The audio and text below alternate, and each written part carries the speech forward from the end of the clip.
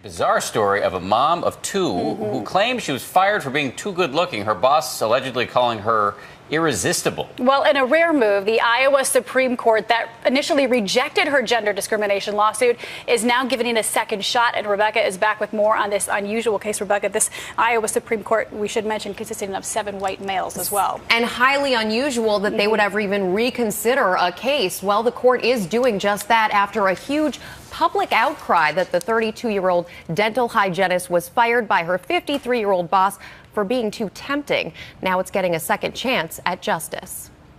Melissa Nelson spent 10 happy years working as a dental hygienist for Dr. James Knight until she says he blindsided her with a pink slip, claiming she was a threat to his marriage. Nelson says her boss didn't think he could be trusted around her, saying she was too tempting.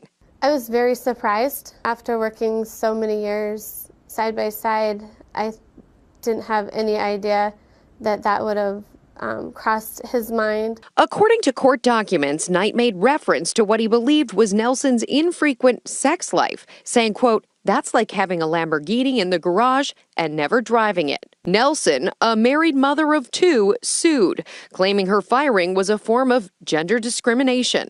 In December, her case made it to the Iowa Supreme Court, where the all-male panel unanimously sided with her boss, ruling he could fire her for being irresistibly attractive.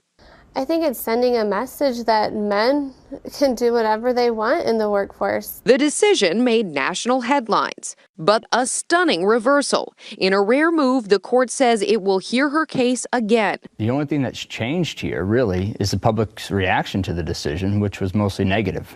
Dr. Knight's attorney says the decision to terminate Nelson was legal, telling ABC News he believes the court will reaffirm its decision, saying, quote, "The law has not changed." Meantime, Nelson hopes even if the law hasn't changed, how the judges interpret it will.